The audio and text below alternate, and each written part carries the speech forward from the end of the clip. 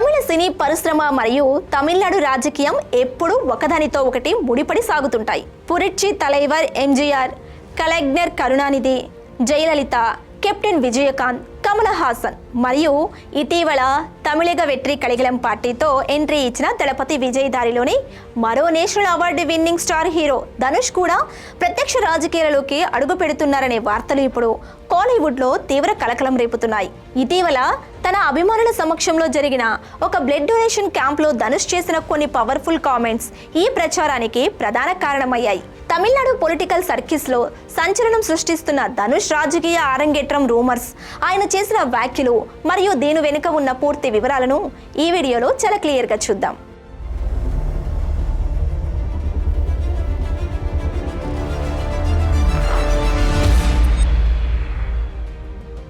Hi hello, welcome to Khyati connects. Kollywood వర్గాలలో గత కొద్ది రోజులుగా వర్స్టైల్ నటుడు ధనుష్ రాజకీయ ప్రవేశంపై జోరుగా చర్చ సాగుతుంది.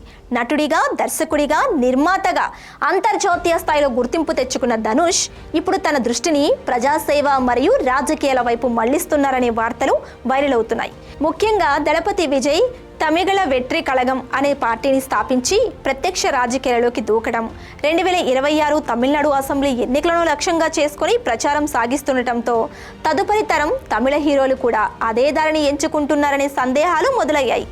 ఈ క్రమంలోనే ధనుష్ ఇటీవల చెన్నైలో నిర్వహించిన ఒక రక్తదాన శిబిరంలో పాల్గొని తన అభిమానులతో ముఖాముఖి మాట్లాడారు. ఆ వేదికపై ఆయన చేసిన కొన్ని ఆసక్తికరమైన వ్యాఖ్యలే ఈ పొలిటికల్ రూమర్స్కు పునాదిగా మారాయి. కేవలం సినిమాలకు కటౌట్లు మరియు ఫ్యాన్స్ క్లబ్లు హంగామాలకే పరిమితం కాకుండా ప్రజాసేవ దిశగా అడుగులు వేయాలని తమ అభిమానుల సంఘాలకు ధనుష్ పిలుపునిచ్చారు.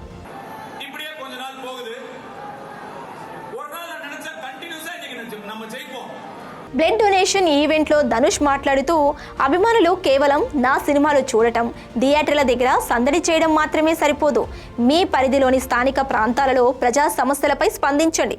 ప్రజలకు ఏ అవసరం వచ్చినా ముందుండి సాయం చేయండి అని కోరారు. సమాజంలో ప్రతి ఒక్కరూ బాధ్యతాయుతంగా ప్రవర్తించినప్పుడే మార్పు సాధ్యమవుతుందని, తన అభిమానులంతా సమాజ హితం కోసం పాటుపడే సేవా కార్యక్రమాలలో చురుగ్గా పాల్గొనాలని సూచించారు.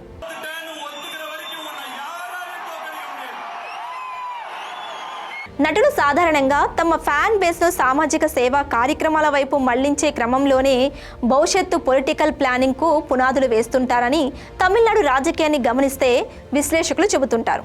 గతంలో రజనీకాంత్, కమల్ హాసన్, విజయ్ కూడా ఇదే రీతిలో తమ ఫ్యాన్స్ క్లబ్లను ముందుగా నల్బనీ మండ్రం లేదా వెల్ఫేర్ అసోసియేషన్లుగా మార్చి ఆ తరువాత రాజకీయ ప్రకటనలు చేశారు.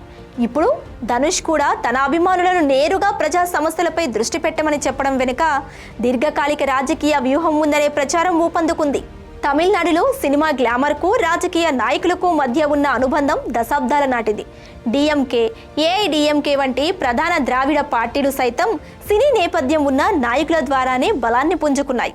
అయితే వర్తమాన రాజకీయాలలో మాత్రం సినీ ఇమేజ్ ఉన్నంత మాత్రాన సులభంగా అధికారం దక్కే పరిస్థితులు లేవని కమల్ హాసన్ స్థాపించిన మక్కల్ నిధి మయ్యం అనుభవాలు రుజువు చేశాయి. అందుకే ధనుష్ వర్గాలు మాత్రం ఈ వార్తలపై భిన్నంగా స్పందిస్తున్నాయి. ధనుష్ కేవలం సామాజిక బాధ్యతతోనే అభిమానులకు ఆ పిలుపునిచ్చారని, ప్రస్తుతానికి ఆయన చేతిలో అనేక పాన్ ఇండియా ప్రాజెక్టులు, దర్శకత్వ బాధ్యతలు ఉన్నాయని చెబుతున్నారు. తక్షణమే ఆయన ఎలాంటి కొత్త రాజకీయ పార్టీని స్థాపించే ఆలోచనలో లేరని, కేవలం తన ఫ్యాన్ బేస్ ద్వారా మంచి పనులు చేయించడమే ఆయన ఉద్దేశమని భావిస్తున్నారు.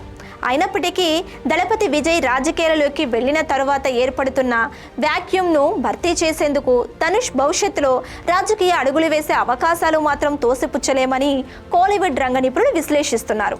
హీరో ధనుష్ ఫ్యాన్స్ మీట్లో చేసిన వ్యాఖ్యలు తమిళనాడు రాజకీయాల్లో ఆయన ఎంట్రీపై కొత్త రచ్చకు దారితీశాయి. ఇది కేవలం సామాజిక సేవకే పరిమితమా, లేక భవిష్యత్తు రాజకీయ ప్రయాణానికి పునాదా అనేది రాబోయే రోజుల్లో స్పష్టమవుతుంది. మరి నటుడు ధనుష్ పొలిటికల్ ఎంట్రీ రూమర్స్పై మరియు తమిళనాడు రాజకీయాలలో నటుల ప్రభావంపై మీ అభిప్రాయం ఏంటి? మీ అమూల్యమైన ఆలోచనలను కింద కామెంట్ సెక్షన్లో తప్పకుండా రాయండి. మరిన్ని తాజా సినిమా అప్డేట్స్ మరియు రాజకీయ వార్తలు, లోతైన విశ్లేషణల కోసం మా ఛానల్ని ఇప్పుడే లైక్ చేయండి, షేర్ చేయండి, సబ్స్క్రైబ్ చేయండి. కీప్ వాచింగ్ ఖ్యాతి కనెక్ట్స్.